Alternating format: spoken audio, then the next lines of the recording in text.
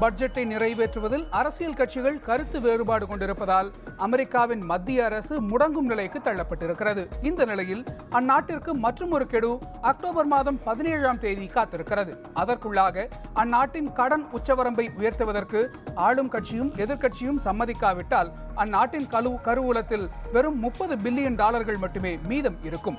வரலாற்றிலேயே முதன்முறையாக அமெரிக்கா தனது செலவுகளுக்கு பணம் இல்லாமல் திண்டாடும் நிலை ஏற்படும். இது தொடர்பான செய்திகளை தொடர்ந்து பார்க்கலாம். இணைந்திருங்கள்.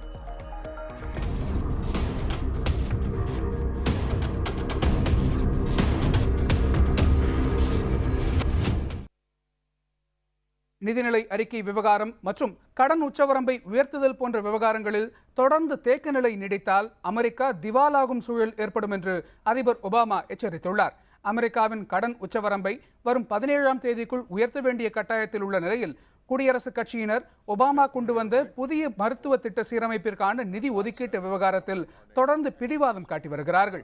ஒபாமா தற்போதைய முடக்க நிலையை முடிவிற்கு கொண்டு வருவதற்காக குடியரசுக் கட்சி தலைவர்களோடு நடத்திய பேச்சுவார்த்தையில் எந்த ஒரு முடிவும் எட்டப்படவில்லை.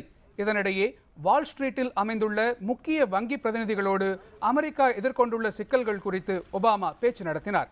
தற்போது அமெரிக்காவில் ஏற்பட்டுள்ள நெருக்கடி நீடித்தால் உலக பொருளாதாரத்திற்கும் கடும் பாதிப்பு ஏற்படும் என்று ஐரோப்பிய மத்திய வங்கியின் தலைவர் மரியோ டார்கி கூறியிருக்கிறார்.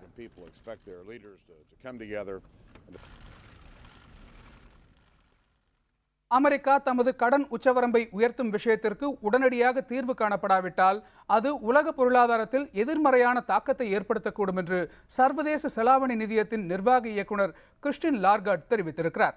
தற்போதைய நிதிநிலை அறிக்கை நிறைவேற்றப்படாததால் ஏற்பட்டுள்ள முடக்கத்தை விட மிகப்பெரிய தாக்கத்தை ஏற்படுத்தக்கூடியது கடன் உச்சவரம்பு விஷயமே என்று கூறியிருக்கும் அவர் இந்த விவகாரத்தில் தொலைநோக்கு பார்வையோடு செயல்பட்டு நீண்ட காலத்திற்கு பலன் தரக்கூடிய அளவில் முடிவெடுப்பது அவசியம் என்று வலியுறுத்தினார்.